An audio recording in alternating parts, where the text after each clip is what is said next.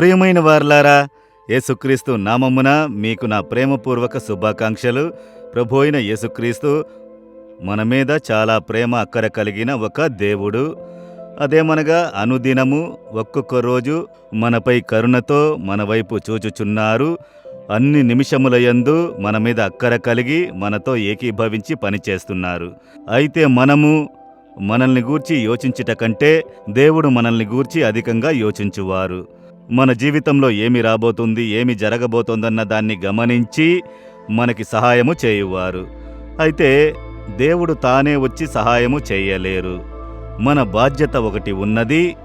అది సరిగ్గా నెరవేర్చితే దేవుని సహాయము పొందుకొనగలము. మత్తయి 26వ అధ్యాయము 41వ వచనములో దేవుడు చెబుతున్నారు, మీరు శోధనలో ప్రవేశింపకుండునట్లు మెలకువగా ఉండి ప్రార్థన చేయుడి. శోధనలో ప్రవేశింపకుండునట్లు మెలకువగా ఉండి ప్రార్థన చేయుడి. దేవుడు మనకు సహాయము చేయుటకు, శోధనలో మనకు సహాయము చేయుటకు సిద్ధంగా ఉన్నారు. శోధనలో ప్రవేశింపకుండా, శోధనను జయించుటకు, శోధనలో పడిపోకుండా మనం జీవించుటకు, మనకు సహాయము చేయుటకు సిద్ధము. అయితే మనం చేయవలసిన కార్యం ఒకటున్నది, ప్రార్థన చెయ్యాలి. మనము ప్రార్థించితేనే దేవుడు సహాయము చెయ్యగలరు. ఎందుకంటే ఈ లోకములో శోధకుడు అనేవాడు ఒకడు ఉన్నాడు. వాడే సాతానుడు. యేసునే వాడు శోధించుటకు వచ్చి ఆయనతో మాట్లాడాడని వేదములో చూస్తున్నాం కదా. కనుక మనల్ని శోధించుటకు వాడు క్రియ చేయును. అంటే మనం దేవుణ్ణి విడిచి దూరంగా వెళ్ళాలి. దేవుని విడిచి మనం మార్గం తొలగాలి. మన సంతోషమును సమాధానమును చెడగొట్టుటకై పలు విధములైన శోధనల్ని మన జీవితంలోకి వాడు తీసుకుని వచ్చును. ఇది సాతానుని వలన కలిగే శోధనని మనము తెలుసుకొనకుండా ఉండునట్లు వాడు క్రియ చేయును. ప్రకృతిగా జరుగునట్లు మీ ఇంట్లో భార్యాభర్తలు, కన్నవారు, పిల్లలు, అత్తా కోడళ్ల మధ్య ఒక సమస్య వస్తుంది అనుకోండి. మనం చూస్తాం, వీరి వల్లే ఈ శోధన, వీరి వల్లే ఈ సమస్య అని పండ్లు కొరుక్కుంటూ పిల్లల మీద కోపం వస్తుంది, భర్త మీద కోపం వస్తుంది, భార్య మీద కోపం వస్తుంది, అత్త మీద కోపం వస్తుంది. వీరే మా సమాధానమును చెడగొట్టుచున్నారు అని వెనక ఉన్నది శోధకుడు. మరుగయుండి మనుషులను ఉపయోగించి కోపమును కలుగజేసి సమాధానమును చెడగొట్టుటకు ప్రయత్నం చేయును. కనుక వాడే శోధకుడని వేదములో చెప్పబడియున్నది. వాడు మరుగయుండి పనిచేయువాడు.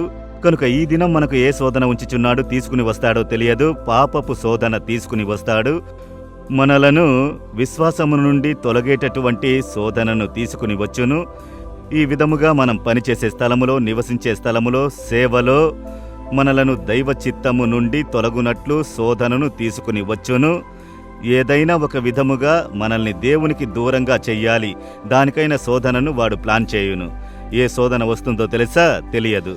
కనుకనే నేను ప్రతిదినం ఉదయమున లేచిన వెంటనే మొదట దేవుని పాదముల యొద్ద చక్కగా స్తోత్రించెదను. తర్వాత వేదమును ధ్యానించెదను. తర్వాత, దేవా, ఈరోజు నాకు ఏ శోధన వస్తుందో నాకు తెలియదు. సాతానుడు నా మీద దాడి చేయుటకు ఏ ప్రణాళిక ఉంచాడో నాకు తెలియదు. అయితే మీకు తెలుసు. మీరు నన్ను కాపాడుడి. సాతానుని ఏ తంత్రములు కూడా నన్ను జయించకూడదు. సాతానుని ఏ తంత్రము నా మీద ఫలించకూడదు. ఏ ఆత్మ యొక్క క్రియలు నన్ను జయించకూడదు. మీరు నన్ను కాపాడునని ప్రతి దినము నేను ప్రార్థించితే అనుదినము దేవుడు మనలను కాపాడదరు. చూశారా, సాతానుడు ఎంత గొప్ప శోధనను తీసుకుని వచ్చినను అందులో వాడే సిగ్గుపడిపోతాడు. దేవుడు మనలను కాపాడదరు. కనుక దేవుడు చెబుతున్నారు, శోధనలో ప్రవేశింపకుండునట్లు మెలకువ కలిగి ప్రార్థించుడి.